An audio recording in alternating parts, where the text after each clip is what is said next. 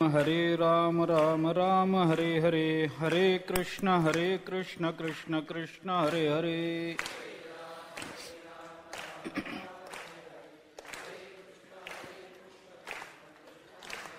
हरे राम राम राम हरे हरे, हरे कृष्ण कृष्ण कृष्ण हरे हरे।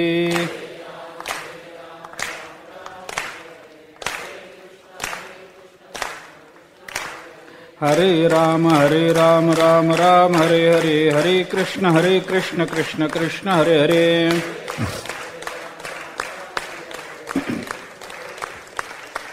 पुंडलीकवरदे हरिविठ्ठल श्री ज्ञानदेव तुकाराम। एवं वेदाचे मूळ सूत्र सर्वाधिकारैक पवित्र श्रीकृष्णे गीताशास्त्र प्रकट केले। ज्ञानेश्वर महाराज गीतेचं महात्म्य सांगतात। 3 विशेषणे गीतेला दिली। गीता वेदाचं मूळ सूत्र आहे। गीता सर्वाधिकारैक पवित्र आहे आणि गीता हे शास्त्र आहे असं ज्ञानेश्वर महाराज बोलतात। याच्यातल्या वेदाचं मूळ सूत्र का आहे याचा खुलासा ज्ञानेश्वर महाराजांनी केला म्हणून तो बाजूला ठेवला। सर्वाधिकारैक पवित्र गीता आहे याचा अर्थ करताना आपण 2 अर्थ केले। एका साधकाला सर्व अधिकार प्राप्त करून देणारी गीता आहे एक, आणि सर्वांना एक अधिकार प्राप्त करून देणारी गीता आहे 2। अशा 2 अंगाने आपण गीतेचं चिंतन करतो आहोत। विचार असा चालू होता की प्रत्येकाचा अधिकार हा प्रत्येकाचा भिन्न भिन्न आहे। प्रपंचातही आहे, परमार्थातही आहे। ज्ञानशास्त्रानं जाणारे, ज्ञान मार्गाने जाणारे 2 अधिकारी असले तरी त्याच्यामध्ये सुद्धा श्रेष्ठ कनिष्ठ भाव आहेच आहे। मंद मुमुक्षु वेगळा आहेच आहे, मध्य मुमुक्षु वेगळा आहे, तीव्र मुमुक्षु वेगळा आहे, हे आहेच आहे। कर्मशास्त्रानं जाणारा असला तरी ज्याला ऐहिक सुखाची अपेक्षा आहे असा कर्ममार्गी वेगळा, ज्याला पारलौकिक सुखाची अपेक्षा आहे असा कर्ममार्गी वेगळा, ज्याला फक्त अंतःकरण शुद्धीचीच अपेक्षा आहे असा कर्ममार्गी वेगळा, हे वेगवेगळं आहेच आहे। भक्तिशास्त्राचा विचार केला तरी सुद्धा सगळेच भक्त कुठं समान आहेत? सगळेच भक्त सगळेच कुठं प्रल्हादासारखे आहेत, सगळेच कुठे शुकाचार्यांसारखे आहेत, सगळेच कुठे ज्ञानोबराय होणं शक्य आहे, सगळेच कुठे तुकोबराय होऊ शकतात? प्रत्येक जण थोडा मागे थोडा पुढे राहणार, वेगवेगळ्या पद्धतीचा अधिकार असणारच। नाथ महाराजांनी पुढे त्याचा विचार केलाय, 20व्या अध्यायामध्ये त्याचं चिंतन केलंय, भगवंतानीच केलंय, पण नाथ महाराजांनी थोडं अजून स्पष्ट केलंय। कारण का? कारण प्रत्येकाची बुद्धी वेगळी, प्रत्येकाची धारणा शक्ती वेगळी, प्रत्येकाची स्मरणशक्ती वेगळी, प्रत्येकाचं शारीरिक दौर्बल्य अथवा प्राबल्य वेगवेगळं। पिंडे पिंडे मतिर्भिन्ना कुंडे कुंडे नवंपयः जातौ जातौ नवाचारा नवा वाणी मुखे मुखे, असं आहेच आहे जगतामध्ये। पिंडे पिंडे मतिर्भिन्ना, प्रत्येकाची बुद्धी वेगवेगळीच चालते। ज्यांच्याकडे शारीरिक सामर्थ्य आहे त्यांच्याकडे बुद्धी असेल असं नाही, बुद्धी असणाऱ्यांकडे शारीरिक सामर्थ्य असेल असं नाही। प्रत्येकाचं सामर्थ्य वेगळं, काही वेगळं। तसं प्रपंचामध्ये जसं आहे तसं परमार्थामध्ये सुद्धा प्रत्येकाचा अधिकार भिन्न भिन्न आहे। आपण काल त्याचा विचार करून आलो। या दृष्टीनं आपल्याला थोडासा विचार करत असताना अधिकाराचा जो विचार गीतेच्या अनुषंगाने आपण पाहतो किंवा एकूण परमार्थाचं चिंतन करताना अधिकाराचा जो विचार करतो त्याच्यामध्ये माझ्या दृष्टीने अधिकार 2 पद्धतीचा असतो। एक सामान्य अधिकार आहे आणि एक विशेष अधिकार आहे। सोपं व्हावं म्हणून मी फक्त त्याच्यात अजून फरक करतो। काही सामान्य अधिकार आहे, काही विशेष अधिकार आहे। मानवी जीवनामध्ये आपण आलो, मानवी योनीमध्ये आपण जन्माला आलो म्हणून आपल्याला ज्ञानाचा, कर्माचा, भक्तीचा अधिकार जन्मसिद्ध आहे। हा सामान्य अधिकार आहे। माणूस म्हणून जन्माला आलो ना, मग मुक्त होण्याचा आपल्याला अधिकार आहे। कारण इतर योनीमधून मुक्त होता येत नाही, म्हणून स्वर्गीचे अमर इच्छिताती देवा मृत्युलोकी व्हावा जन्म आम्हा, नारायण नामे होऊ जीवनमुक्त। जीवनमुक्ती करता नारायण नामाची आवश्यकता आणि ते नामस्मरण या मृत्यूलोकात, मनुष्य लोकातच घडू शकेल। याच्याकरता म्हणून आपल्याला इथला विचार करावा लागतो. स्वर्गीचे अमर असले तरी सुद्धा त्यांना मृत्यूलोकात येण्याची इच्छा आहे, कारण मोक्षाचा मार्ग हा मनुष्य योनीतून पुढे जातो, अन्य योनीतून जाता येत नाही. श्रेष्ठ योनीत जरी तो गेला असला तरी तिथून मनुष्य योनीतच यावं लागेल, तिथून मुक्त होता येईल. अधम योनीत गेला असला तरी तिथून वर यावं लागेल मनुष्य योनीमध्ये आणि तिथून मुक्त व्हावं लागेल, पण दुसरा कोणता मधला मार्ग मोक्षा करता नाही. मग आपण तर मनुष्य म्हणून जन्माला आलो म्हणजे आपलं अर्धाधिक काम आता झालंय. मनुष्य म्हणून जर आलोच नसतो, कल्पना करा एखाद्या बैलाच्या जन्माला गेलो असतो, अन्य एखाद्या प्राण्याच्या जन्माला गेलो असतो, किंवा अगदीच पुण्याच्या प्राबल्यामुळे आपण स्वर्गामध्ये देवादिकांच्या जन्माला स्वर्गभोगा करता जर तिथं गेलो असतो तर परस्पर मुक्त होता आलं असतं काय? नाही. मग तिथं करा तो जन्म पाप पुण्याच्या समानतेमध्ये घालवा आणि इथं या. त्याच्यापेक्षा आपण माणूस झालो हे देवापेक्षा चांगलं काम झालं, बैलापेक्षा तर झालंच झालं, त्याचा विचार करायचं कारण नाही. गाढवापेक्षा तर चांगलंच काम झालं, देवापेक्षाही चांगलं काम झालं. आपण मनुष्य म्हणून जन्माला आलो, अर्ध काम झालं. म्हणून आपल्याला मुक्त होण्याचा जन्मजात अधिकार आहे, हक्क आहे आपला. आपण मुक्त झालं पाहिजे, कोणी आपल्याला अडवू नाही शकणार. तुम्हाला ब्रह्मज्ञान होणार नाही, कोणी नाही म्हणू शकणार आपल्याला. तुम्हाला नामस्मरण करता येणार नाही, कोणी आपल्याला म्हणू शकणार नाही. आपला जन्मजात अधिकार आहे. मी पाहिजे त्यावेळेला नामस्मरण करीन, मी झोपून नामस्मरण करीन, मी नाचून नामस्मरण करून कोण अडवणार आहे मला? निजल्याने गाता उभा नारायण आहे आपल्याकडे, तुकोबाराय कमी बोलत नाहीत. लक्षात ठेवा, कोणता अधिकार नाही. मनुष्य म्हणून जन्माला आलो, कर्माचा अधिकार आहे का नाही? आम्हाला जन्मजात कर्माचा अधिकार आहे. सहजम कर्म कौंतेय, सहजम म्हणण्यामध्ये हाच अर्थ अभिप्रेत आहे. जन्मना एवं उत्पन्नम सहजम असं आचार्यांनी भाष्यामध्ये म्हटलेलं असल्यामुळं आम्ही मनुष्य म्हणून जन्माला आलो, आम्हाला कर्माचा अधिकार आहे. आपण तशी प्रमाण पहा. कालही आपण बोलून आलो, अधिकार पर्यालोचे यज्ञ करणे सर्वांचे. ज्ञानोबाराय चिंतन करताना 16व्या अध्यायामध्ये यज्ञ म्हणजे कर्माचा अधिकार सगळ्यांना दिला, भक्तीचा अधिकार सगळ्यांना दिला. कोण करू शकत नाही? मनुष्यजात सकळ स्वभावताच भजनशील झाले असती केवळ माझ्याची ठाई. म्हणजे सकळ मनुष्य जातीला आपल्या भक्तीचा अधिकार आहे. सकळ मनुष्य जातीला मनुष्य म्हणून जन्माला आला कर्माचा अधिकार आहे. मनुष्य म्हणून जन्माला आला मोक्ष प्राप्त करून घेण्याचा अधिकार आहे. जे जन्माबरोबर आपल्याला प्राप्त झालं, मनुष्य योनीमध्ये जन्माला आलो म्हणून जो अधिकार आपल्याला प्राप्त झाला तो सामान्य अधिकार आहे, तो सर्वांना समान आहे. पण गंमत ही आहे की मनुष्य जात सकळ स्वभावताचं भजनशील आहे ही गोष्ट खरी, त्याच्यात वादच नाही. ज्ञानोबाराय बोलतात म्हटल्यानंतर प्रश्न नाही.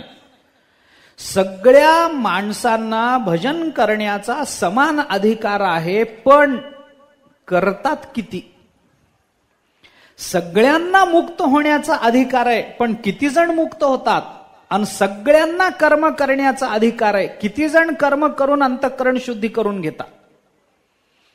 अधिकाराची प्राप्ती असणं, एक लक्षात घ्या, एक सामान्य विचार मी आपल्याला बोलून दाखवतो. अधिकार असणं वेगळं आणि अधिकार सिद्ध होणं वेगळं. आम्हाला अधिकार आहेत पण आम्ही सिद्ध करत नाही आहोत. अधिकार कुणाला नाही. अगदी लौकिक उदाहरण जर द्यायचं झालं, जर मी या देशामध्ये जन्माला आलो असेन तर मला या देशाचा पंतप्रधान होण्याचा अधिकार आहे का नाही? नक्की आहे, कारण मी या देशाचा नागरिक आहे, मी या देशामध्ये जन्माला आलो. पण मला पंतप्रधान होण्याचा अधिकार आहे, हा अधिकार आहे, हा अधिकार सिद्ध करता येईलच प्रत्येकाला असं नाही ना. पंतप्रधान किती जण होतील एका वेळेला? एका वेळेला एकटाच कोणीतरी होईल.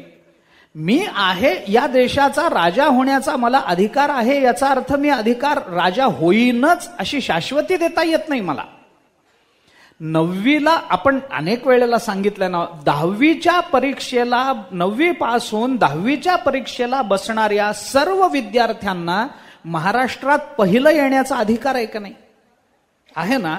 मग किती जण येतात? एखादा. चालो जाणे वाट ऐसा विरळा, एखादा, पुन्हा कोणीतरी एखादाच आहे. निवडणुकीला उभे असतात अनेक जण, पण निवडून येतो एका वेळेला एकच, सगळे नाही. अधिकार जरी सगळ्यांना असला तरी अधिकाराची सिद्धी मात्र एखाद्याच्याच बाबतीत होऊ शकते. सर्वांच्या बाबतीत होऊ शकत नाही. मला जर राजा व्हायचं असेल तर काही गोष्टी माझ्या ठिकाणी जन्मजात असाव्या लागतात आणि काही गोष्टी मला माझ्या प्रयत्नानं प्राप्त करून घ्याव्या लागतात. मला चांगलं कुळ असावं लागतं. राजा होण्याकरता काय काय असावं लागतं याचं रामायणामध्ये फार चांगलं वर्णन आहे. अनेक पुराणांमधूनही तेच चिंतन आपल्याला पाहायला सापडतं. राजा होण्याकरता कुल लागतं, शील लागतं, वय लागतं, सत्वशीलता लागते, दाक्षिण्य लागतं. हे सगळं असावं लागतं. कुलम शीलम वयसत्वम दाक्षिण्यम क्षिप्रकारिता अविसंवादिता सत्यम वृद्ध सेवा कृतज्ञता, कमीत कमी एवढे गुण तरी असले पाहिजे. राजा व्हायचं असेल तर त्यांनी वृद्ध सेवा केलीच पाहिजे. राजा असेल तर त्यांनी कृतज्ञ असलंच पाहिजे. राजा व्हायचं असेल तर त्याला परस्पर विरोधी भाषण करता येणार नाही. अविसंवादिता त्याच्या ठिकाणी नसली पाहिजे. राजा व्हायचा असेल तर त्यांनी चांगल्या लोकांच्याच संपर्कामध्ये राहिलं पाहिजे. राजा व्हायचा असेल तर कुल चांगलं पाहिजे. आता ते काय आपल्या हातात आहे का?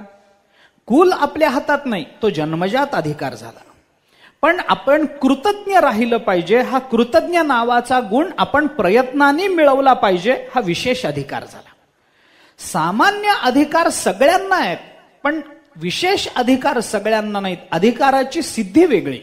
म्हणून मी आपल्याला म्हटलं की ज्ञानाचा अधिकार सगळ्यांना आहे, पण सगळेच ज्ञानी होतात का? ब्रह्मज्ञानी जगात सगळेच आहेत का? बरं, अजून पुढे बोलतो. माझं म्हणणं पटणार नाही आपल्याला, पण विचार करून बघा मी काय म्हणतो त्याचा.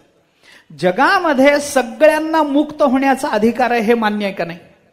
मान्य आहे. मला सांगा, जर सगळेच मुक्त झाले तर जग कसं चाललं? अधिकार आहे का नाही? आहे, म्हणून कमी होतात. म्हणून सगळे मुक्त होत नाहीत. अंतःकरण शुद्धीचं कर्म करण्याचा अधिकार सगळ्यांना आहे, पण सगळे करत नाहीत. तसंच भक्तीचं आहे. काय एकादश स्कंधामध्ये भगवान श्रीकृष्णाने उद्धवाला उपदेश करत असताना असं सांगितलंय की या जगताच्या कल्याणाकरता, या जगतामध्ये जन्माला आलेल्या प्रत्येकाला आपलं निश्रेयस प्राप्त करून घ्यावं याच्याकरता मी 3 मार्ग या जगताच्या समोर ठेवलेले आहेत. ते असं म्हणतात, योगस्त्रयो मया प्रोक्ता नृणाम श्रेयो विधित्सया ज्ञानम कर्मच भक्तिश्च न उपायो अन्योस्ति कुत्रचित. याच्यापेक्षा वेगळे उपाय तुम्हाला जगतामध्ये कुठेही दिसणार नाहीत. कशा करता? नृणाम श्रेयो विधित्सया. या सगळ्या मनुष्य लोकाला आपल्या जीवनाचं कल्याण करून घेण्याकरता योगस्त्रयो मया प्रोक्ता 3 योग मी सांगितलेले आहेत. कोणकोणते? ज्ञानम कर्मच भक्तिश्च. ज्ञानयोग, कर्मयोग आणि भक्तियोग हे 3 योग मी सांगितलेले आहेत. आता सांगितले तर कोणी कोणत्या योगाच्या मार्गाने जावं, कोणी कोणत्या मार्गाने जावं, ज्याला ज्या मार्गाने जावं वाटेल त्या मार्गाने जावं असं नाहीये. असं नाहीये. मला कर्म मार्गाने आता जावं वाटेल तर मी कर्म मार्गाने निघालो असं नाही. हे बोललं जातं ढोबळमानाने. 3 मार्ग भगवंतांनी सांगितले, ज्याला जो योग्य वाटेल त्यांनी तो स्वीकारावा. असं योग्य वाटत नाही. मला 3 योग्य वाटले तर मी काय करावं? आणि समजा मला 3 योग्य वाटले नाहीत तर मी काय करावं? म्हणजे माझं कल्याण होणारच नाही का या जगतामध्ये? एका वेळेला 3 मार्गाचा अवलंब करणं मला शक्य नाही. आणि याच्यापैकी कोणताही मार्ग आवडला नाही तर 4था मार्ग निर्माण करणं मला शक्य नाही. कारण भगवान असं म्हणतात, न उपायो अन्योस्ति कुत्रचित. कुठेही 4था उपाय तुम्हाला सापडणार नाही. म्हणून मी 3च मार्ग सांगितलेले आहेत. मग मला जो मार्ग आवडेल त्या मार्गाने जावं असं होत नाही. मग त्याच्याकरता काय आहे? आपला अधिकार ज्या मार्गाचा आहे त्याच मार्गाने आपण गेलं पाहिजे. कुठल्या? मला कर्म मार्ग आवडत नाही, मला ज्ञान मार्ग आवडतो. पण ज्ञान मार्गाचा अधिकार नसेल तर मला कर्म मार्गावरून गेल्या वाचून गत्यंतर नाही ना. मला काय आवडतं याच्यापेक्षा वस्तुस्थिती काय आहे याचा कधीतरी विचार व्हावा लागेल का नाही? मला रोज पंचपक्वान्नाचं जेवण आवडतं, पण वस्तुस्थिती चतकोर भाकरी मिळणं अवघड आहे. मी काय करावं? मिळेल ती चतकोर भाकरी खावी का पंचपक्वान्नाची आवड आहे म्हणून फक्त तेवढ्यात त्याचं चिंतन करत बसावं आणि त्याचीच किरकिर करत मला मिळाले नाहीत, मला आवड असून मिळाले नाहीत, मला कोणी दिले नाहीत, कोण देईल आणि का देईल आणि का द्यावं? कशा करता? माझा जर तो अधिकार नसेल तर मला ते मिळणार नाही. असं बऱ्याच वेळेला होतं. आपण संगती लावताना अधिकाराच्याच संबंधानं त्याची संगती लावतो. मी साधं उदाहरण सांगतो. लोक देवाला दोष देतात, तो भाग वेगळा, पण तसा अधिकार आहे का याचाही विचार आहे ना. देव काही एवढा वेडा नाहीये. दोन माणसं आहेत. मी आपल्याला एक छोटंसं उदाहरण सांगतो, अगदी छोट, कुठेही व्यवहारामध्ये दिसणारं उदाहरण आहे. दोन मित्र आहेत, त्या दोघांनी मिळून 2 लॉटरीची तिकीटं खरेदी केली. आता का दुर्बुद्धी झाली हे माहित नाही, मला प्रवचनात गरज आहे, केली खरेदी. 2 लॉटरीची तिकीटं घेतली. एकाला 200 रुपयेच मिळाले आणि एकाला 2 लाख रुपये मिळाले. शेजारी शेजारी राहणारे मित्र. एकाला 200 मिळाले, एकाला 2 लाख मिळाले. 200 मिळालेल्याला वाईट वाटेल, 2 लाख मिळालेल्याला आनंद होईल. पण मानवी वृत्तीची गंमत ही आहे की 200 मिळाले म्हणून त्याला दुःख होत नाही. त्याला 2 लाख मिळाले तर मला मिळाले नाहीत याचं ते दुःख असतं. 200 मिळाले याचं दुःख नसतं. समजा त्याला 2 लाख न मिळता त्याचं लॉटरीचं तिकीट वायाच गेलं असतं तर 200 मिळालेल्याला आनंद झाला असता का दुःख? आनंद झाला असता. म्हणजे आनंद दुःख हे काय मिळालंय ह्याच्यात मनुष्य बघत नाही, त्याला काय मिळालंय याच्यावर माझा आनंद दुःख ठरत असतं. मला दुःख 200 मिळाले याला दुःख झालं, 2 लाख मिळाले त्याला आनंद वाटला, त्याच्यापेक्षा मला जास्त मिळाले, ठीक आहे. माणसं दुःखामध्ये देवाला दोष देतात. बघा, आम्ही दोघे सारखं असून देवाने त्याला 2 लाख आणि मला 200 द्यावेत काय? याचा सरळ अर्थ इतकाच आहे की तुला 200 दिलेत कारण 2 लाख सांभाळण्याची अक्कल अजून तुला आलेली नाही म्हणून. त्याला तेवढी अक्कल आहे म्हणून त्याला तेवढं मिळालंय. याला एवढंच मिळालं कारण एवढेच याचं सामर्थ्य आहे. ज्याचा जेवढा अधिकार असेल तेवढंच परमात्मा त्याला देतो. अधिकारापेक्षा जास्त परमात्मा देत नाही. आपण नेहमी सांगतो हे. अधिकार तैसा करू उपदेश. जसा अधिकार असेल तसाच आम्ही उपदेश करू, तुकोबाराय बोलता. एखाद्याच्या अंतःकरणामध्ये वेदांताबद्दल कोणतीही जिज्ञासा नसेल, कोणतीही श्रद्धा नसेल परमात्मा चरणाविषयी, आणि तो कल्याणाचं साधन विचारायला आला तर संत महात्मे त्याला नामस्मरण कर म्हणणारच नाही. तू तत्वम पदार्थ शोधन कर म्हणणारच नाहीत. त्याला एवढंच सांगतील की तू संसारच कर पण प्रामाणिक कर.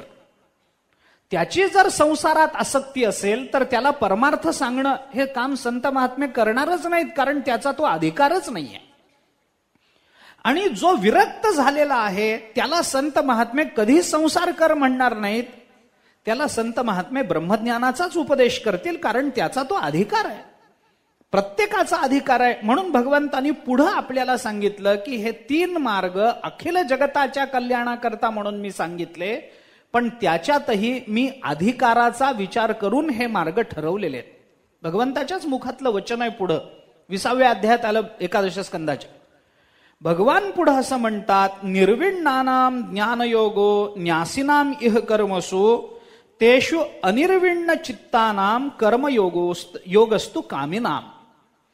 ज्याच्या अंतःकरणामध्ये भोगाची आसक्ती शिल्लक राहिलेली नाही. ऐका, कोण आहे तो? ऐहिक आणि पारलौकिक भोगाकडे बघत असताना जो अतिशय हीन दृष्टीनं त्या भोगांकडे पाहतो आहे. कोणत्याही भोगाची आसक्ती त्याच्या अंतःकरणामध्ये आता राहिली नाही. उठलेनी वैराग्य जेणे हा त्रिवर्ग आईसा सांडणे जैसे वमुनिया सुणे आताची गेले, असं ज्याच्या बाबतीत घडलंय. ज्याला कोणत्याही भोगाची आसक्ती राहिलेली नाही, भोगापासून तो सर्वथैव दूर गेलेला आहे, आणि विधिवत संन्यास घेऊन ज्याच्या अंतःकरणामध्ये खरोखर ब्रह्मजिज्ञासा जागी झालेली आहे, त्यांच्याकरता मी ज्ञानयोग सांगितलेला आहे. हा विशेष अधिकार झाला. मी मनुष्य म्हणून जन्माला आल्यानंतर नारायण नामे होऊ जीवनमुक्त हा सामान्य अधिकार आहे मला प्राप्त झालेला, कारण मी माणूस म्हणून जन्माला आलो. जन्माला आल्यामुळं काहीतरी अधिकार मला मिळाला हे बरोबर, पण विशेष अधिकार कोणता? विधिवत संन्यास घेऊन सर्व भोगापासून मी दूर गेलोय का नाही याच्यावर माझा ज्ञानाचा अधिकार सिद्ध होत असतो. म्हणून आपणही नेहमी सांगतो की कोणालाही ज्ञान, कोणालाही ब्रह्मज्ञान असं होत नाही. अनेक वेळेला आपण प्रमाण देऊन आलोय. ब्रह्मज्ञान जरी होय उठाउठी तरी काही इम्पुटी वेदशास्त्रे तुकोबाराय बोलतात. मग त्याच्याकरता काय करावं लागेल? म्हणून तर आपल्याला अनुबंध चतुष्टय जो सांगितला जातो त्याच्यातल्या अधिकाऱ्याचं विशेष विवेचन करावं लागतं. हा विशेष अधिकार झाला. कोण आहे बाबा तो अधिकारी? ज्यांनी अमुक केलंय तमुक केलंय, मल आणि विक्षेप 2 दोष घालवलेले आहेत वगैरे, साधन चतुष्टय संपन्न झालेला आहे, तो ब्रह्मज्ञानाचा अधिकारी समजावा. की आपल्याला विचारसागराच्या सुरुवातीलाच तो विषय येऊन जातो.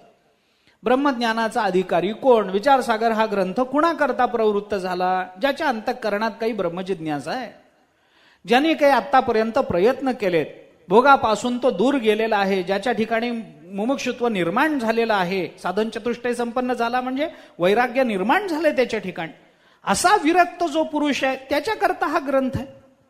ज्याला काही उद्योग नाही, आपलं कुठंतरी बसायचं म्हणून विचारसागर ऐकायला बसला, त्याच्याकरता तो ग्रंथच नाहीये. त्याच्याकरता गोष्टीची पुस्तक आहे. त्याच्याकरता आणखीन काय काय ते सांगता येत नाही मला. काही त्याच्याकरता अजून सिनेमा बघणं आहे, त्याच्याकरता अजून इकडे तिकडे फिरणं आहे, टिंगल टवाळी करणं आहे, अमुक आहे तमुक आहे, पुष्कळ आहे. त्याने काही करावं, पुष्कळ, त्याला पुष्कळ उद्योग आहेत करायचं म्हटलं तर जगामध्ये.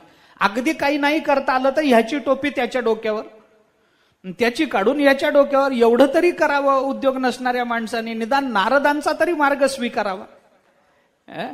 बस बाकी काही करू नये, इकडून तिकडून जाणार, याचं भांडण लावत बसून निवांत त्याचा आनंद घेत राहावा. दुसरं काय करावं? एवढं तरी त्याला करता येईल की नाही? काही नाही, त्याला काही लागत नाही. अधिकार काय? अर्थात भांडण लावायला अधिकार लागतो. लागत. नारदांच्या मार्गाने जाणं सोपं नाही, कुणालाही भांडण लावता येत नाही, ती कला आहे. एकदा कराच प्रयत्न, जमेल का बघा बरं. आपण सांगितल्याने नारद महर्षी काही करतील तर भांडण लागेल. त्यांच्या चरित्रात आहे पुष्कळ ठिकाणी त्यांनी भांडणं कशी लावलीत. त्यांना एकदा देवाने विचारलं, म्हणे नारदा तुम्ही भांडण फार लावता. हो देवा, आपली कला आहे, अभिमान आहे मला, तुम्ही मला ती कला दिल्याचा.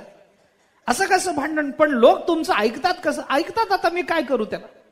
ऐकतात लोक, माझं ऐकतात, मी सहज भांडण लावू शकतो देवा. भगवान म्हणाले दाखवा बरं. नारद म्हणाले चला. काही नाही, सहज नारद महर्षी भगवंताला घेऊन निघाले. बाजारपेठेतून फिरता फिरता नारदांनी काहीच केलं नाही.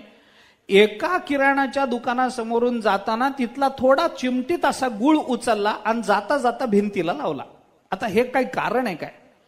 पण तो भिंतीला तो गुळ लावल्यावर त्या गुळावर बसायला एक माशी आली, माशीला खायला पाल आली, पालीला खायला मांजर आलं, मांजर आलं की मांजरीला बघून कुत्रा आलं. त्या कुत्र्याला मारण्याकरता मालकाने काठी उगारली, मालकाने काठी उगारली की त्या कुत्र्याचा मालक माझ्या कुत्र्याला का मारता म्हणून धावत आला आणि त्या दोघांचं जे भांडण लागलं संपलंच ना. एक गुळाचा तुम्ही करा बरं जाताना बाजारातून. आता काही नाही, एक गुळ असं चिमटीत उचलायचं आणि भिंतीला लावून निघून जायचं. काय असतं त्याच्यामध्ये? भगवान म्हणाले नारदा हे काही खरं नाही तुमचं, असं कुठं भांडण लाव. असंच आहे देवा जगात. ते म्हणाले ते असं नाही, एवढे मला चांगलं भांडण दाखवा. म्हणजे चांगलं दाखवतो, ह्याच्यापेक्षा चांगल्या प्रतीचं अजून चांगलं भांडण दाखव. चला कुठं जाऊ, कुठेही जाऊ, भांडण लावायला काय? 2 माणसं जिथं एकत्र येतात तिथं भांडण होऊच शकतं. मग ते जागेवरून होईल, शेताच्या बांधावरून होईल, एकमेकांच्या अपमानानं होईल, कशाने होईल त्याचं काही महत्व नाही. नारद महर्षी भगवंताला घेऊन निघाले. एका घरामध्ये आले. घरामध्ये आल्यानंतर एक ज्योतिषाचं रूप घेतलं, देवाला आपला शिष्य बनवलं. एका घरामध्ये आले. तिथं नवरा बायको राहत होते. त्यांना सांगितलं आम्हाला रात्री राहायला जागा पाहिजे. त्यांनी सांगितलं राहा. मग रात्री बसले, जेवण झाल्यावर गप्पा मारत. त्यांनी सांगितलं मी ज्योतिषी आहे. त्यांनी सांगितलं आता ज्योतिषी म्हणल्यानंतर कुणाला हात दाखवायला कुणाला आवडत नाही. ज्योतिषी म्हणलं की माझं थोडं बघावं. हात याला म्हणतात हात दाखवून काही गरज नसते. पण उगे आला ज्योतिषी माझं थोडं बघावं, माझी पत्रिका बघावं. त्या नवरा बायकोनी सांगितलं म्हणे आमचं काहीतरी सांगा. म्हणजे सांगतो. त्यांनी त्या बायकोला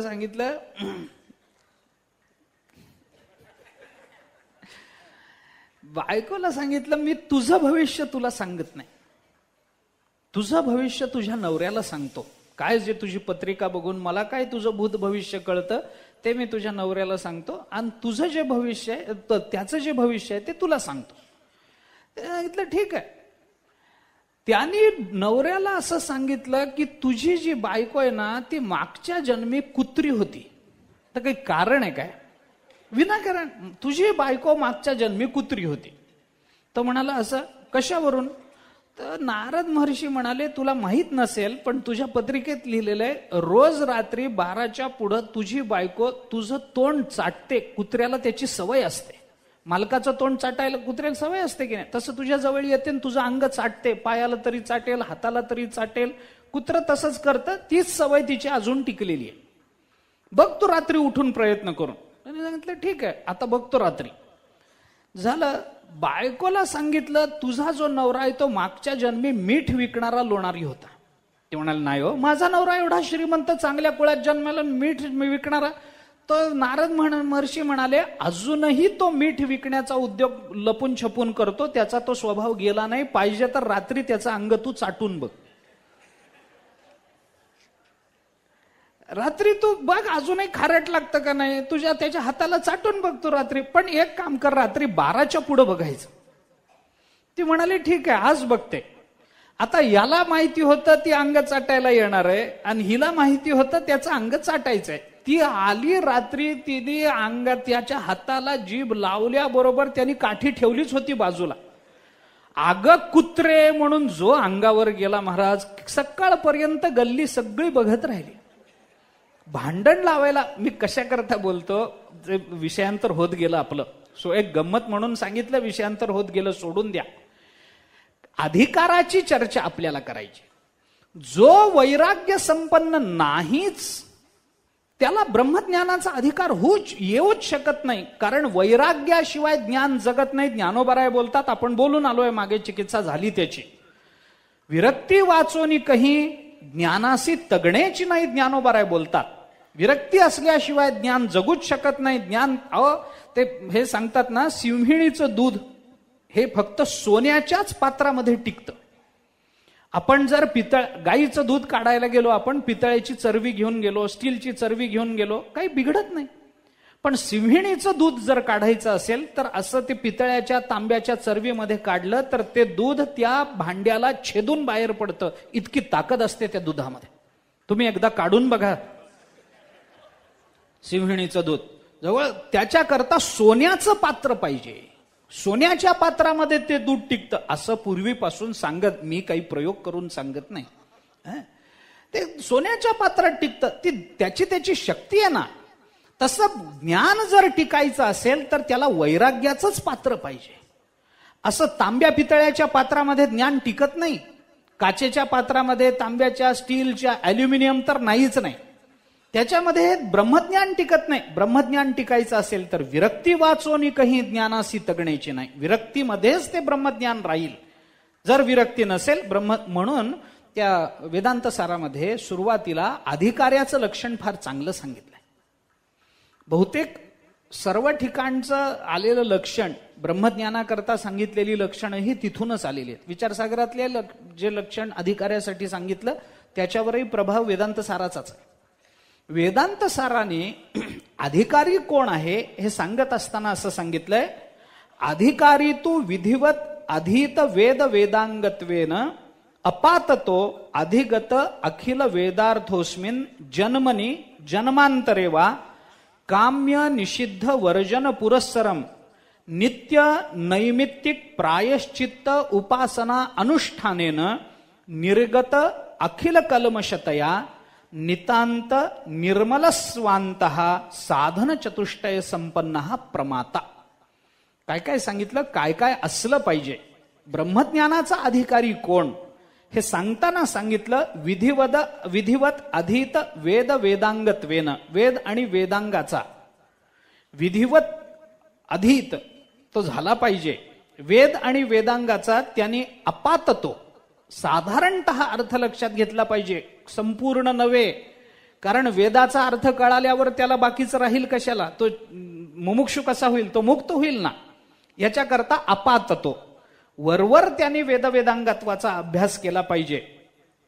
आणि जन्मनी जन्मांतरे, या जन्मी मागच्या जन्मी काम्य निषिद्ध अशी कर्म टाकून देऊन नित्य नैमित्तिक प्रायश्चित्त या कर्माचंच अनुष्ठान, उपासना असं वगैरे करून त्यांनी अंतःकरणातले सगळे दोष निर्गत कल्मषतया, अखिल कर्म निखिल कर्मशतया, सगळे अंतःकरणातले दोष त्यांनी घालवले पाहिजेत. विचारसागरांनी सगळे दोष म्हणण्याच्या ऐवजी फक्त 2 सांगितलेत. मल आणि विक्षेप हे 2 दोष गेलेले आहेत. आवरण नावाचा दोष शिल्लक राहिलेला आहे असं म्हटलंय.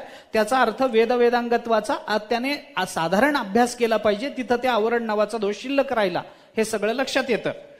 आणि निर्मल स्वांतः, ज्याचं अंतःकरण विशुद्ध झालेलं आहे, संपूर्णतः अंतःकरणातले दोष निघून गेलेले आहेत, असा साधन चतुष्टय संपन्न प्रमाता हा ब्रह्मज्ञानाचा अधिकारी समजा, असं जे सांगितलं, हा ब्रह्मज्ञानाचा विशेष अधिकार झाला.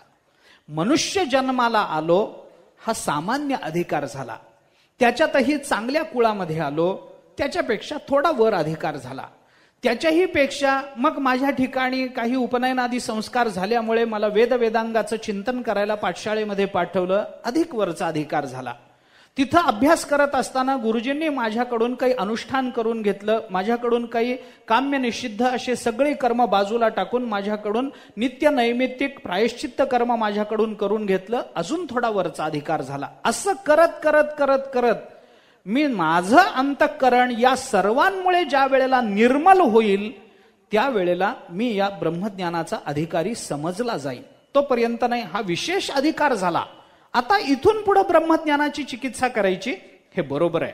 जोपर्यंत मला हे मलविक्षेपादी जे दोष आहेत हे अशा पद्धतीनं एकदा केल्यामुळे जात नाही.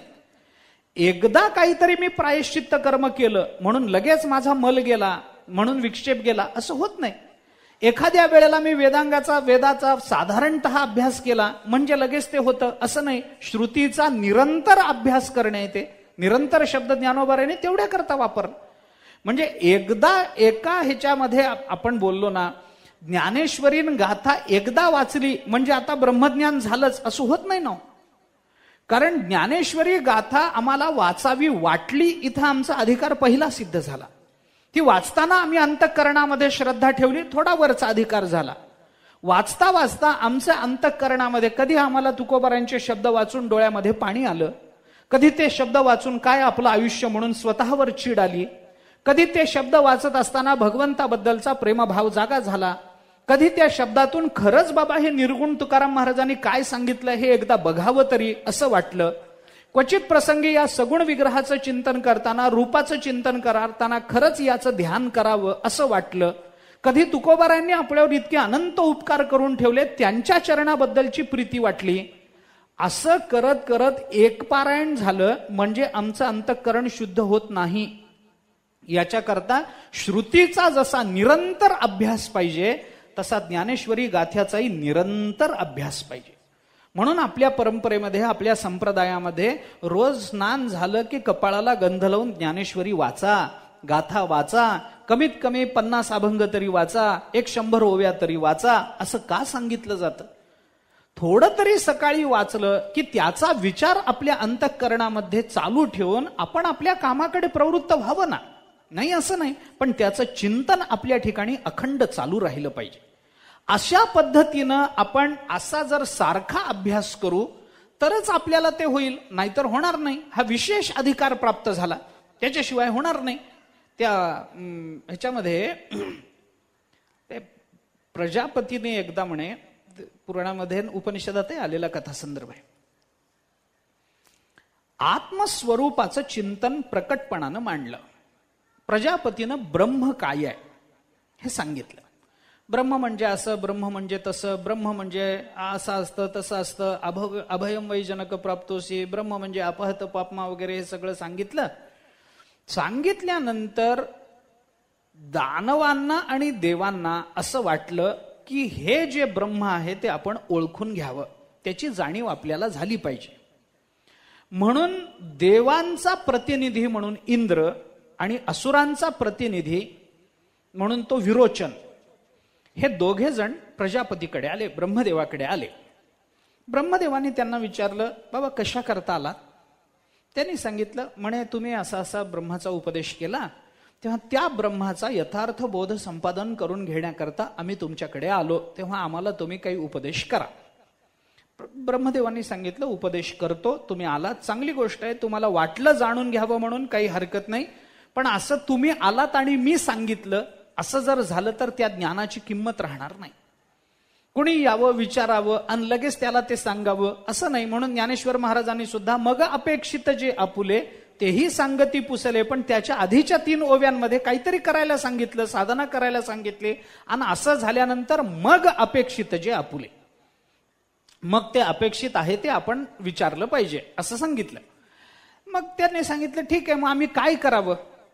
ब्रह्मदेवाने त्या दोघांना सांगितलं तुम्ही एक काम करा, 32 वर्ष नैष्ठिक ब्रह्मचर्य इथं पालन करून राहा, मी तुम्हाला ब्रह्मबोध देतो. त्याने सांगितलं ठीक आहे. दोघांनीही 32 वर्ष ब्रह्मचर्याचं पालन केलं. पुन्हा ब्रह्मदेवाकडे आले. ब्रह्मदेवाने त्यांना सांगितलं तुम्ही आलात बरं झालं, मी तुम्हाला सांगतो काय करायचं. एक काम करा म्हणे की कुठेही आरशामध्ये, पाण्यामध्ये आपलं जे प्रतिबिंब दिसतं की नाही, ते प्रतिबिंब ज्याचं दिसतं तोच आत्मा असतो, हे लक्षात ठेवा. प्रतिबिंब म्हणजेच आत्मा आहे. तुमचं प्रतिबिंब, ज्याचं प्रतिबिंब दिसतं तो, जे प्रतिबिंब दिसतं ते, तोच आत्मा आहे असं लक्षात ठेवा. दोघांनाही सांगितलं. दोघांनाही पटलं. इंद्रालाही पटलं, विरोचनालाही पटलं. दोघेही शांत झाले. तिथून निघाल्यानंतर त्याच्या आधी सांगितलं बाबा पाण्यात बघा प्रतिबिंब, बघितलं. आता स्नान करा, अलंकार घालून प्रतिबिंब बघा, बघितलं. कसं दिसलं? अलंकारयुक्त दिसलं, तेच ब्रह्म आहे सांगितलं. दोघांनाही पटलं. दोघेही शांत होऊन निघून गेले. विरोचन पुढे असुरांकडे गेला आणि त्यांनी असुरांना असं सांगितलं की मला ब्रह्मज्ञान झालंय आणि ब्रह्म म्हणजे काही नसतं, आपला देह हाच ब्रह्म आहे. त्याच्यामुळे याच्या उपासनेकरता, याच्या सुखाकरता तुम्हाला जे जे काही करता येईल ते करा. त्याच्या सुखाचा सोडून दुसरा कशाचा विचार करू नका. फक्त देहाला सुख मिळेल याच्याकरता काय करता येईल ते पहा, बाकीचा विचार करू नका. हा देह पडला की सगळं संपलं. असुरांना ते पटलं आणि मग तेव्हापासून मग ते विचार पुढे तसाच आलाय. म्हणून मग जो कोणी दान करत नाही, धर्म करत नाही, आपल्या पुढच्या जन्माची सोय करत नाही, या जन्मी मुक्त होण्याचा प्रयत्न करत नाही, ते सगळे असुर वर्गातलेच समजले जातात. कारण देहासंबंधानेच फक्त चिंतन आहे. चार्वाकासारखं यावत जीवेत सुखम जीवेत ऋणम कृत्वा घृतम पिबेत, तेच चालू आहे. इंद्र तिथं गेला आणि आता आपल्याला देवांना हा उपदेश ब्रह्मज्ञानाचा करायचा, म्हणून जेव्हा चिंतन करायला लागला तेव्हा त्याचं असं लक्षात आलं की आपण गळ्यामध्ये अलंकार वगैरे धारण करून जर प्रतिबिंब बघितलं तर प्रतिबिंबही अलंकारयुक्त दिसतं. आपल्या एखाद्या अवयवाचा विच्छेद झाला असेल आणि आपण जर अपंग असू तर प्रतिबिंब कसं दिसेल? अपंग दिसेल. आपण जर मलिन असू तर प्रतिबिंब मलिन दिसेल. आपण जर काळे असू तर प्रतिबिंब काळं दिसेल. आपण जर थरथर कापताना आपलं प्रतिबिंब बघितलं तर प्रतिबिंबही थरथर कापताना दिसेल. मग इंद्राच्या मनामध्ये विचार आला की अरे, या प्रजापतीनं तरी उपदेश करत असताना हे ब्रह्म निर्भय म्हणून सांगितलंय, हे ब्रह्म परिपूर्ण म्हणून सांगितलंय, आणि आपल्याला जर अपंगता असेल तर आपलं प्रतिबिंबही अपंग दिसतं, मग परिपूर्णता कुठे? म्हणजे हे बहुतेक हे प्रतिबिंब म्हणजे किंवा हा देह म्हणजे ब्रह्म नाही, कारण तिथं परिपूर्णता नाही आहे. एक हात नाही म्हणजे अपूर्णता यायला लागली. माझ्यावर कोणी आक्रमण करतं म्हणजे मी घाबरायला लागलो, याचा अर्थ निर्भयता माझ्या ठिकाणी नाही. मग माझा देह कसा आपल्याला ब्रह्म म्हणता येईल? काहीतरी चुकलंय. मग देवांना उपदेश करण्यापूर्वी खात्री करून घ्यावी म्हणून तो इंद्र पुन्हा प्रजापतीकडे आला. प्रजापतीने विचारलं बाबा चांगला शांत होऊन गेला होतास विरोचनाबरोबर, काय झालं, परत का आलास? मग त्यांनी सांगितलं महाराज म्हणे असं असं झालंय, परंतु ते सगळा देहाला आत्मा वगैरे समजणं हे काही मला पटत नाही बुद्धीला, कारण माझा देह घाबरतो आणि तुम्ही ब्रह्मनिर्भय म्हणून सांगितलंय. माझा देह अपूर्ण आहे, तुम्ही ब्रह्म परिपूर्ण म्हणून सांगितलंय, तर मला काही हे पटत नाही. काय खरं आहे नेमकं सांगा. ब्रह्मदेवाने सांगितलं बरोबर आहे, तू परत आलास ते बरं झालं, पण आता असं आहे म्हणे मी तुला पुढचं सांगतो, पण असं करून चालणार नाही. तू पुन्हा 32 वर्ष ब्रह्मचर्याचं पालन कर. त्याने सांगितलं ठीक आहे. 32 वर्ष पुन्हा ब्रह्मचर्याचं पालन झालं. पुन्हा इंद्र प्रजापतीकडे आला आणि प्रजापतीने त्याने आलो, काय ब्रह्म सांगा. प्रजापतीने सांगितलं ठीक आहे, एक काम कर म्हणे, हे प्रतिबिंब किंवा देह म्हणजे ब्रह्म नसतो. मग काय? असं आहे म्हणे, स्वप्नामध्ये स्वप्न पदार्थांचा भोग घेणारा जो स्वप्नातला पुरुष असतो जो स्वप्नामध्ये आपल्याला इकडून तिकडे जाताना दिसतो, जो डोळे उघडल्यानंतर दिसत नाही, दृश्य रूपानं दिसत नाही, पण आपण स्वप्नामध्ये ज्याला बघू शकतो असा स्वप्न पुरुष जो आहे तेच ब्रह्म आहे हे समजून घे. इंद्र म्हणाला हे पटलं मला, हे बरोबर आहे, काही हरकत नाही. कारण तुम्ही असं म्हणाला होतात की हे ब्रह्म काही साध्या डोळ्यांनी दिसत नाही, तसं साध्या डोळ्यांनी स्वप्नातले सुद्धा पदार्थ दिसत नाहीत. स्वप्नामध्ये जेवणारा पुरुष मला डोळे उघडल्यानंतर दिसत नाही, हे मला पटलं. इंद्र तिथून निघाला, परत गेला. परत गेल्यानंतर इंद्राने जेव्हा स्वप्नाचा बारकाईनं विचार केला तेव्हा त्याच्या असं लक्षात आलं की स्वप्नातला पुरुष म्हणून जो सांगितला गेला तो ठीक आहे, पण स्वप्नातला पुरुष कुणाचा तरी खून करताना दिसतोय, स्वप्नातला पुरुष मला रडताना दिसतो आहे, स्वप्नातला पुरुष मला शोक करताना दिसतो आहे, स्वप्नातला पुरुष भयानं पळताना दिसतो आहे. इंद्रा झोपला, इंद्राला स्वप्न पडलं, स्वप्नामध्ये एका पुरुषाच्या मागे वाघ लागला होता आणि तो पुरुष वाघाच्या भीतीनं पळताना इंद्राने पाहिला आणि इंद्राच्या लक्षात आलं की ब्रह्म तर निर्भय आहे आणि हा स्वप्नातला पुरुष तर भयानं पळतोय, मग हे कसं ब्रह्म? हे ब्रह्म नाही, हा आत्मा होऊ शकत नाही. स्वप्नातला पुरुष रडतोय, ब्रह्म तर रडत नसतं. स्वप्नातला पुरुष कुणाचा तरी खून करताना दिसतं, पण आत्मा तरी पाप करत नाही. अपहत पापमा म्हणून त्याचं वर्णन केलं गेलंय, मग हे ब्रह्म नसलं पाहिजे. पुन्हा निघाला, प्रजापतीकडे आला. प्रजापतीला विचारलं मला पटत नाही हे स्वप्न. तो स्वप्न पुरुष काहीच नाही म्हणे, तो रडतो, त्याच्या ठिकाणी 100 विकार आहेत. ब्रह्मदेवाने सांगितलं बरोबर आहे, स्वप्नातला पुरुष ब्रह्म असतो काय वेड्या? यांनीच सांगितलं होतं आधी. ब्रह्म, अरे ते त्याला कुठं ब्रह्म म्हणतात? अरे मग कशाला ब्रह्म म्हणतात? असं कळत नाही. 32 वर्ष ब्रह्मचर्य पालन कर. पुन्हा तिसऱ्यांदा करायला लावलं. तिसऱ्यांदा ब्रह्मचर्य किती झाले? 32. हा, ते लक्षात ठेवा, किती झाले ते लक्षात ठेवा. ते झालं. झाल्यानंतर त्याने सांगितलं आलास परत? आलो. मग आता ब्रह्मोपदेश करा. प्रजापतीने सांगितलं एक काम आहे म्हणे. काय? जो जीव निद्रा अवस्थेमध्ये गेलेला आहे, आपल्या सर्व इंद्रियांचा लय झाल्यामुळे जो सुखात आहे त्याला ब्रह्म असं म्हणतात. इंद्र म्हणाला ठीक आहे, इथं सुखाचा विचार तुम्ही काहीतरी सांगितला ना, मला पटलं. तिथून निघाला.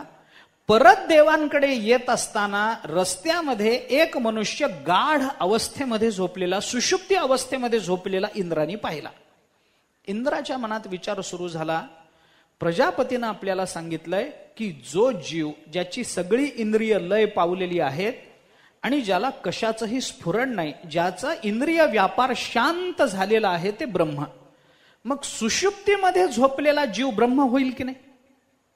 का? त्याची इंद्रिय सगळी लय पावली आहेत प्राणामध्ये. गाढ झोपलेला मनुष्य इंद्रियांचा काही व्यापार करताना दिसतो का? गाढ स्वप्नात मनुष्य बोलेल, अर्धवट झोपेमध्ये मनुष्य बरळेल, पण गाढ झोप ज्याला लागलेली आहे असा मनुष्य इंद्रियांचा व्यापार करताना दिसेल का? दिसणार नाही. तो हात हलवणार नाही, पाय हलवणार नाही, कुणाशी बोलणार नाही. नाही, त्याच्याजवळ कुणी जाऊन बोललं तरी त्याला ते कळणार नाही, तो प्रतिसाद देणार नाही. कोणतीच इंद्रिय त्याची व्यापार करत नसतात. मग अशा अवस्थेमध्ये, या सुषुप्ती अवस्थेला आपल्याला ब्रह्म म्हणायचं आहे काय? मग त्याच्या लक्षात आलं इंद्राचा विचार करताना की सुषुप्ती अवस्थेमध्ये जरी इंद्रियांचा लय झालेला असला, तो गाढ झोपलेला असला, त्याला सुख मिळत असलं तरी त्या अवस्थेमध्ये प्राप्त होणाऱ्या सुखाचं स्फुरण त्याला आहे काय? मला सुख मिळतं आहे हे झोप झाल्यानंतर कळतं का झोप चालू असताना कळतं? झाल्यानंतर. जेव्हा तो झोपेतून उठतो त्यावेळेला तो म्हणू शकतो की मला गाढ झोप लागली, फार सुख मिळालं बाबा झोपेचं मला, हे म्हणू शकतो. पण ज्या वेळेला सुषुप्ती अवस्था चालू आहे त्यावेळेला तो म्हणू शकतो का? जर म्हणेल तर झोप कसली? त्याला जर कशाची जाणीव झाली, ज्ञानोबारांनी म्हटल्याप्रमाणे निद्रिताची अंगेशी साप तैशी उर्वशी, त्याला काय कळणार आहे? झोपलेल्या माणसाच्या शेजारी साप आहे म्हणून भीती वाटत नाही, उर्वशी आली म्हणून त्याला सुख होत नाही. त्याला काहीच नसतं. कशाचीच जाणीव जर सुषुप्ती अवस्थेमध्ये नसेल तर स्वचं स्फुरणही त्याच्या ठिकाणी नसतं. मग याला ब्रह्म कसं म्हणायचं? कोणतं स्फुरण नसेल तर ब्रह्म नाही. ब्रह्माच्या ठिकाणी कायम एक स्फुरण अखंड आहे, कारण ब्रह्म चेतन आहे. त्याच्यामुळे त्याच्या ठिकाणी कायम स्फुरण असणार. स्फुरण नसणारी माया असू शकते, प्रधान असू शकतो, प्रकृती असू शकते, जड दगड असू शकतो, पण चेतन मनुष्य म्हटलं की काहीतरी स्फुरण आहे. एखादा मनुष्य झोपला, उठलाच नाही 2 दिवस, माणसं काय म्हणतात, एकदा बघा हो. काय बघा? नाकाला सूत लावून एकदा बघा.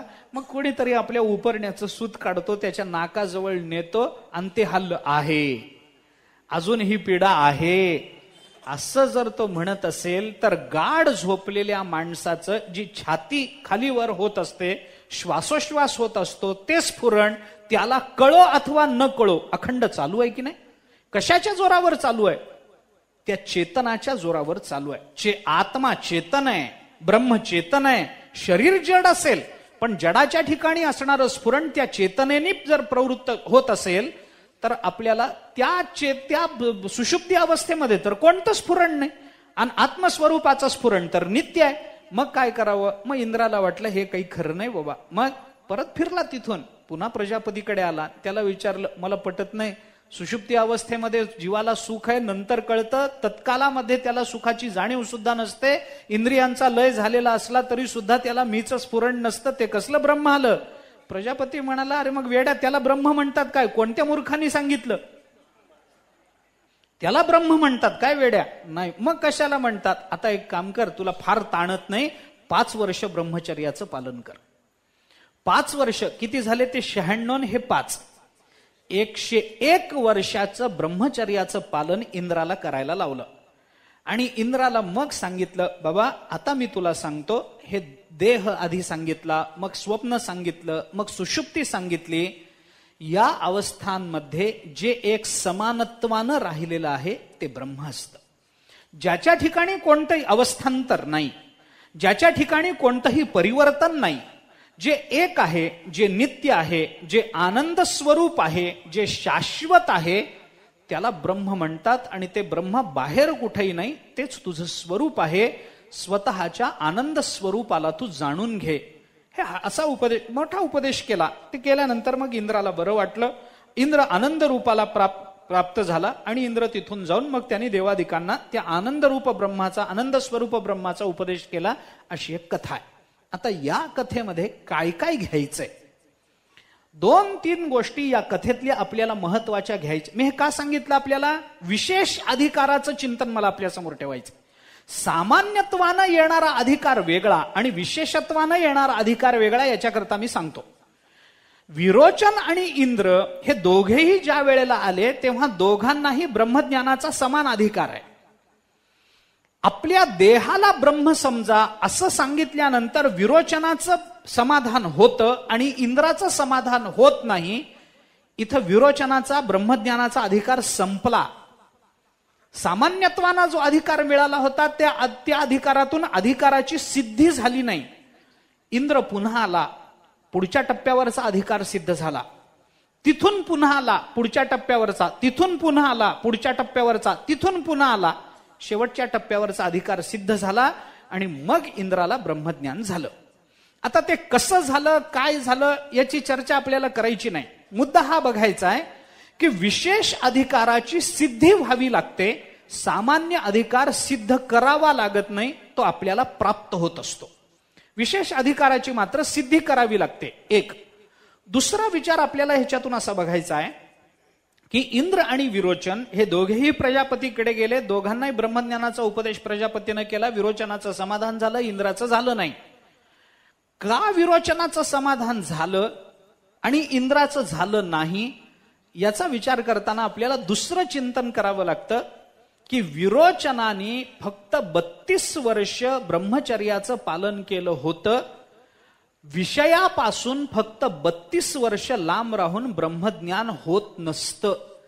कमीत कमी 101 वर्ष विषयाला पूर्ण तिलांजली दिल्याशिवाय आपल्याला ब्रह्मज्ञान होणार नाही.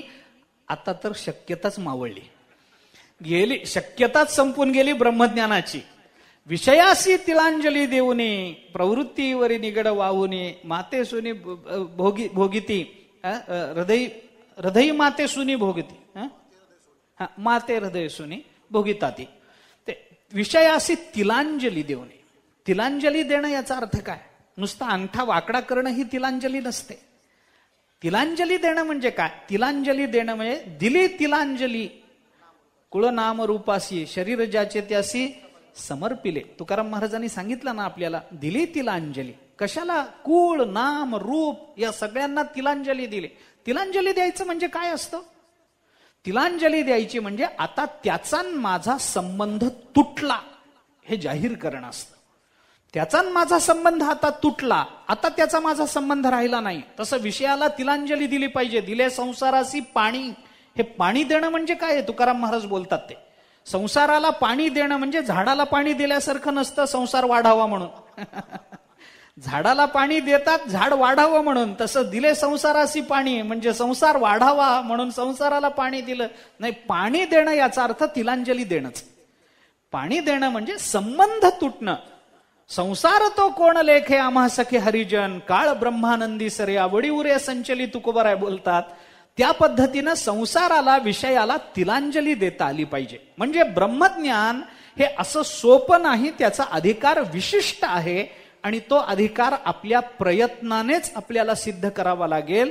केवळ प्रारब्धावर अवलंबून राहून चालत नाही. परमार्थामध्ये प्रारब्ध मानलं गेलं असलं तरी प्रारब्धावर अवलंबून राहून परमार्थ होत नाही. माझ्या प्रारब्धात असेल तर तोंडाला राम शब्द येईल असं म्हणून चालत नाही. मुद्दाम बसून रामकृष्ण हरी म्हणावं लागतं, प्रयत्न करावे लागतात, तर रामकृष्ण हरी तोंडाला येतं. माझ्या असेल प्रारब्धात तर ब्रह्मज्ञान होईल, येत नाही. ब्रह्मज्ञानाला गरज पडली नाही आपल्या आश्रयाची. आपल्याला गरज आहे त्याच्या आश्रयाला जाण्याची. ब्रह्मज्ञानाला गरज नाहीये आपण मुक्त व्हावं की न व्हावं, कारण ज्ञानाचा आपल्याशी काहीच संबंध नाहीये. आपल्याला मुक्त होण्याकरता ज्ञानप्राप्तीची आवश्यकता आहे. याचा विचार करून प्रयत्नशीलता हे अधिकाराच्या सिद्धीचं कारण आहे. जागेवर बसून अधिकाराची सिद्धी होत नाही. मला काहीतरी करावं लागतं. म्हणून तर आपल्याला पंढरपूरला आलं ना, चला बाबा प्रदक्षिणा करा, बारीमध्ये उभं राहा, अमक करा, तमक करा, उपवास करा, हे करा, संतांची दर्शनं घ्या, कुठंतरी प्रवचन कीर्तन ऐका, इथून गेल्यात की खोलीवर जाऊन पारायण करा, वेळच्या वेळेला हरिपाठ करा, सकाळी उठून काकडा करा. हे का गणित लावून दिलंय? हे सगळे प्रयत्नच आहेत. ब्रह्मज्ञानाचा अधिकार आपल्याला प्राप्त व्हावा, आपल्याला भक्तीचा अधिकार जरी जन्मसिद्ध प्राप्त झालेला असला तरी तेवढ्या अधिकारावर चालत नाही. त्याच्याकरता आपल्याला मुद्दाम काहीतरी प्रयत्न करावे लागतील. म्हणून ही कथा त्याच्याकरता उपयुक्त आहे. वैराग्य प्राप्त झाल्याशिवाय ब्रह्मज्ञान नाही. एक, वैराग्याची प्राप्ती होताना कालपरत्वे निर्माण झालेलं किंवा कारणपरत्वे निर्माण झालेलं वैराग्य चालत नाही, तर विषयाला कायमस्वरूपी तिलांजली देणारं वैराग्य आपल्याला लागतं. हा दुसरा विचार आहे. आणि त्याच्याकरता आपल्याला पहिल्यांदा जे आपण श्रवण केलं, विरोचनाने पहिलं श्रवण केलं आणि त्याचं समाधान झालं, त्याला ब्रह्मज्ञान होत नाही. मग आपण जे श्रवण करतो त्याचं पुन्हा पुन्हा पुन्हा मनन इंद्राने जसं केलं तसं मनन अखंड केलं पाहिजे, तरच ब्रह्मज्ञानाची प्राप्ती होते. हे या कथेतून आपल्याला घेता आलं पाहिजे. म्हणजे ब्रह्मज्ञानाचा हा विशेषत्वानं अधिकार झाला. तसंच कर्म मार्गाचा आहे, तसंच भक्ती मार्गाचा आहे. म्हणून पुढं सांगत असताना निर्विण्णानाम ज्ञानयोगो न्यासीनाम इह कर्मसु. कुणाचा अधिकार? कर्माचा अधिकार कुणाला? ज्ञानाचा अधिकार कुणाला? जो भोगापासून दूर गेला, विधिवत संन्यास ज्यांनी धारण केलेला आहे आणि त्याने त्या संन्यासामधून संपूर्णतः कर्मत्याग केलेला आहे, त्याला मी ज्ञानयोग सांगितला. आणि तेषु अनिर्विण्ण चित्तानाम कर्मयोगोस्त कामिनाम. आणि जे कामी पुरुष आहेत, कर्मामध्ये आसक्त आहेत, कर्मफलाची आसक्ती अजून ज्यांच्या अंतःकरणातून निवृत्त झालेली नाही, अजून भोगासक्ती आहे. हे मिळावं, ते मिळावं, इथलं मिळालं, अजून पुढचं मिळावं, मग इथल्यापेक्षा स्वर्गलोकातल्या विषयाचं वैलक्षण्य काय आहे ते एकदा भोगून बघावेत, अशी अपेक्षा ज्यांना आहे त्यांच्याकरता मी कर्ममार्ग सांगितलेला आहे. 2 मार्गाचं चिंतन भगवंतांनी तिथं सांगितलं. आणि पुढं भगवान बोलतात, यदृच्छया मत कथादौ जातश्रद्धस्तु यः पुमान न निर्विण्णो नातिसक्तो भक्तियोगोस्य सिद्धिदः. आणि पुढं भगवान असं बोलतात की जो विरक्तही झालेला नाही आणि जो असक्तही राहिलेला नाही, अशांकरता मी भक्तियोग सांगितलेला आहे. भक्तियोग नाथ महाराजांनी सांगितलं, या दोघांपेक्षा भक्तियोगाचं महत्व वेगळं आहे. कर्मयोग ज्ञानयोग सांगितला ठीक आहे, पण नाथ महाराजांनी भाष्य करताना सांगितलं बाबा हा भक्तियोग मी विशेष सांगितला. कशा करता? जे संपूर्णतः विरक्त झालेले नाहीत आणि जे संपूर्णतः आसक्तही राहिलेले नाहीत, अशांकरता भक्तियोग आहे. आता कलियुगाचा विचार केला तर अशा लोकांची संख्या जास्त आहे, म्हणून कलौतद हरिकीर्तनात हे मान्य करावं लागतं. बघा विचार करून, कलियुगामध्ये सर्वार्थानं कर्मत्याग घडलेला संन्यासी दिसणार नाही. बरं, या कलियुगामध्ये सगळ्यांनाच फक्त भोगाची आसक्ती आहे असंही दिसणार नाही. आसक्ती बरं सगळ्यांचीच आसक्ती पूर्ण गेली असंही दिसणार नाही. आपण घरदार सोडून इथं आलो, आपली आसक्ती राहिली काय? ज्या अर्थी आपण घरादाराचा त्याग करून 4-4 महिने घराच्या बाहेर राहण्याचा विचार करतो आहोत, त्या अर्थी घराची आसक्ती थोड्याफार प्रमाणात का होईना पण कमी झालीच की नाही? झाली. माणसं म्हणतात ना आम्हाला, महाराज 4 महिने घराची आठवण सुद्धा झाली नाही, असं म्हणतात ना. पोराबाळांची आठवण झाली नाही, नातवंडाची झाली नाही, काही खाण्यापिण्याची झाली नाही, शेताची आठवण झाली नाही, काही आठवण झाली नाही. इतका आनंदात काळ गेला, घर नकोच वाटलं म्हणतात. आसक्ती गेली की नाही? गेली. मग आम्ही तेवढेच खोडील असतो. आम्ही त्यांना विचारतो 4 महिने आठवण झाली नाही, बरं झालं, चांगलं झालं, मग आता कुठं जाणार? घरीच. मग संपूर्ण वैराग्य आलं काय? नाही. इथून जर पुन्हा म्हणजे घरदार सोडून इथं यायचं असेल तर आसक्ती संपूर्णतः राहिली असंही म्हणता येत नाही. आणि इथला चातुर्मास आता कधी एकदा संपतो आणि पुढे मला घरी कधी एकदा जायला मिळेल असा विचार जर मनात आला तर वैराग्य पूर्ण आलं नाही. धड पूर्ण वैराग्य नाही, धड आसक्ती पूर्ण राहिली नाही, अशा मधल्या अवस्थांकरता मी भक्तियोग सांगितलेला आहे असं भगवान. याची उदाहरणं खूप आहेत. याच्याकरता मी भक्तियोग सांगितलेला आहे. नाथ महाराजांनी चिंतन करताना सांगितलं, हरिकथा अवघेची ऐकती. कोण ऐकत नाही सांगा ना? भगवत कथा कोण ऐकत नाही? अवघेची ऐकती परी माझी श्रद्धा नुपजे चित्ती. पण सगळ्यांच्याच अंतःकरणामध्ये माझी श्रद्धा निर्माण होईल असं होत नाही. कोणा एका अभिनव गती श्रद्धा उत्पत्ती श्रवणेची होय. कोणत्या तरी एखाद्या महात्म्याच्या अंतःकरणामध्ये माझी कथा ऐकून एकदम श्रद्धा उत्पन्न होते, नाहीतर बहुतेक ठिकाणी सांडी विखुरी गेले अशाच पद्धतीचं श्रवण घडतं. विश्वासो गुरुवाक्येषु स्वस्मिन दिनत्व भावना मनोदोष जयश्चैव कथायाम निश्चलामती एवमादिकृतम चेत स्यात् तदा वै श्रवणे फलम. असं श्रवणाचं फल सगळ्यांनाच मिळतं असं नाही.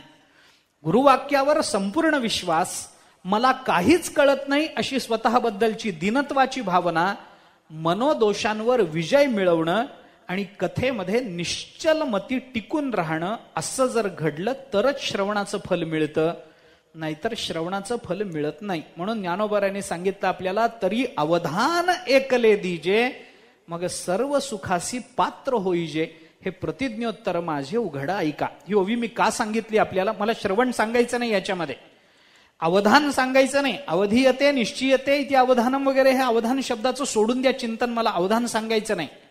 ज्ञानोबाराय म्हणतात या श्रवणाचा परिणाम काय होतो, हे अवधान तुम्ही दिलं काय मिळतं त्याच्याने? सर्व सुखासी प्राप्त होईजे का पात्र होईजे? प्राप्त होईजे नाही, अजून पात्र होई. अधिकार मला सांगायचा आहे तो अधिकार, पात्र होईजे. तुम्ही जर एक अवधान दिलं तर त्या श्रवणाचा परिणाम असा होतो की सर्व सुख म्हणजे मोक्ष, त्या मोक्षाची पात्रता आपल्या अंगी येईल. पात्र होईजे हे प्रतिज्ञोत्तर माझे उघड ऐका. म्हणजे ज्ञानोबाराय तुम्हाला एकदम मोक्ष हातात आणून देत नाहीत, मोक्ष सुखाला अधिकारी बनवतात. माझं जर तुम्ही ऐकाल, श्रवणा सवे सुमना समाधी जोडे सांगितलं गोष्ट खरी, इंद्रियासी चोरोनी जेवी तयासीच फावे सांगितलं बरोबर, सर्वांगी निघाले कान हेही बरोबर, श्रवण सुख चतुर आपण असलं पाहिजे हेही बरोबर. पण या सगळ्या श्रवणानं प्राप्त होणारं फल पात्रतेचं आहे, सिद्धतेचं नाही. याच्यामध्ये जर आपण चांगलं श्रवण केलं तर आपल्याला सर्व सुखाची पात्रता येईल असं ज्ञानोबाराय बोलतात. आणि ज्ञानोबारायांची प्रतिज्ञा सुद्धा तीच आहे. आपण 6व्या अध्यायातली प्रतिज्ञा बोलून आलोय मागे. ज्ञानोबाराय तेच बोललेत, या कारणे मी बोलेन, बोली अरूपाचे रूप दावीन, अतिंद्रिया ते भोगवीन इंद्रिया करवी. म्हणजे तुमच्या इंद्रियांच्या ठिकाणी ती पात्रता मी निर्माण करून देईन की ज्याच्याने तुम्हाला अतिंद्रिय परमतत्व पाहता येईल. किंवा ज्ञानोबा तैसा वागविलास विस्तारू, गीतार्थेसी विश्वभरू, आनंदाचे अवारू मांडू जगा. बरोबर आहे, पण गीतार्थेसी, गीतेच्या अर्थानं, मग अर्थाचं श्रवण केल्याशिवाय आनंदाचे अवारू होईल का? होणार नाही. याचा अर्थ श्रवण केल्याने ती पात्रता येते, तरच श्रवणाचं ते फल आपल्याला मानलं पाहिजे. या दृष्टीनं नाथ महाराज बोलतात, हरिकथा अवघेची ऐकती पण माझी श्रद्धा नुपजे चित्ती. पण भगवंताबद्दलची श्रद्धा निर्माण होत नाही. अवघेची ऐकती हा सामान्य अधिकार झाला. कोणा एका अभिनवगती श्रद्धा उत्पत्ती श्रवणेची होय, ही अधिकाराची सिद्धी झाली. म्हणून अधिकार प्राप्त होणं आणि अधिकाराची सिद्धी होणं या दोन गोष्टी स्वतंत्र मानल्या पाहिजेत. ज्ञानोबराय म्हणतात, या गीतेमध्ये अर्जुनाला सगळे अधिकार प्राप्त झाले. आपला कालचा मुद्दा जो शेवटचा होता तो जर आपण थोडासा विचारात घेतला तर आपण असा थोडासा विचार करत होतो की अर्जुनाला गीता आरंभ करताना कोणता अधिकार होता? कर्मयोगाचा होता का, ज्ञानयोगाचा होता का, भक्तियोगाचा होता? अर्जुन सर्वार्थानं युद्धाकरता जो प्रवृत्त झाला तो वैराग्यानं झाला का, हा एक प्रश्न. म्हणजे ब्रह्मज्ञानाचा अधिकारी आहे का, हा एक प्रश्न. दुसरा विचार जर आपण केला तर अर्जुन कर्माचा अधिकारी जर म्हणावा तर अर्जुनाचं चित्त शुद्ध होतं काय, किंवा अर्जुन चित्त शुद्धी करता युद्धाकडे प्रवृत्त झाला काय, हा दुसरा प्रश्न. आणि तिसरा प्रश्न, अर्जुन भगवंताच्या श्रद्धेपोटी युद्धाला प्रवृत्त झाला काय, हा तिसरा प्रश्न. जर श्रद्धेपोटी झाला असता तर सखेती मत्वा प्रसभम यदुक्तम, हे कृष्ण हे यादव हे सखेती इथपर्यंतच चाललं होतं. 11व्या अध्यायापर्यंत हे परब्रह्म आहे म्हणून याच्यावर श्रद्धा ठेवली पाहिजे हे अर्जुनाला माहितीच नाहीये. तो नातेवाईकच समजतोय, तो सखाच समजतोय, चालत नाही. म्हणजे भक्तियोगाचीही त्याला नीट पात्रता नव्हती. मग कर्मयोग, ज्ञानयोग, भक्तियोग या तिन्हीचीही पात्रता नव्हती. आणि शेवटच्या अध्यायामध्ये अर्जुन जर मुक्त झाला तर मधल्या काळामध्ये या तिन्ही पात्रता अर्जुनाला प्राप्त झाल्या असं म्हणावं लागेल की नाही? असं म्हणावं लागेल. मग कर्मयोग, ज्ञानयोग, भक्तियोगाचा अधिकार जर या मधल्या अध्यायात अर्जुनाला मिळाला तर सर्व अधिकारैक पवित्र, म्हणजे सर्व अधिकाराची एकाला प्राप्ती करून देणारं हे पवित्र स्थान म्हणजे गीता आहे, हे आपल्याला पटायला लागतं. म्हणून गीता सर्व अधिकार प्राप्त करून देते. काही काही ग्रंथ फक्त ज्ञानाचाच अधिकार देतात. मीमांसेचे ग्रंथ फक्त कर्माचा अधिकार सिद्ध करून देतील. उत्तर मीमांसेचा किंवा अगदी पुढे जाऊन मोक्षाचा विचार ज्या मंडळींनी मांडलाय तिथं जीवनमुक्तीचाच विचार जिथं मांडला किंवा विदेहमुक्तीचा, ते ज्ञानाचा अधिकार प्राप्त करून देतील. जी द्वैत सगळी दर्शन आहेत ती कदाचित भक्तीचा अधिकार प्राप्त करून देतील. पण या तिन्हीचा एकत्र अधिकार प्राप्त करून देणारी फक्त गीताच आहे. तिथं ज्ञानाचाही अधिकार आहे, कर्माचाही आहे आणि भक्तीचाही आहे. असे सर्व अधिकार तिथं प्राप्त होतात. म्हणून ज्ञानोबराय म्हणतात ही गीता सर्वाधिकारैक पवित्र आहे. हा एक अर्थ झाला. दुसरा अर्थ आपण असा करत होतो, एकाला सगळे अधिकार प्राप्त करून देणारी गीता आणि सर्वांना एक अधिकार प्राप्त करून देणारी गीता. आता या गीतेमध्ये अर्जुन जरी असला तरी तो आपलं प्रतिनिधित्व करतो असं आपण म्हणतो. त्यावेळेला आपल्यालाही गीतेतून हे अधिकार कसे गीतेने प्राप्त करून दिलेत याचा थोडासा विचार सांगून मग गीता हे शास्त्र कसं आहे याचा विचार आपल्याला करायचा आहे. उद्याला पाहू. पुंडलिक वरद हरी विठ्ठल श्री ज्ञानदेव तुकाराम. विठ्ठल विठ्ठल विठ्ठल विठ्ठल.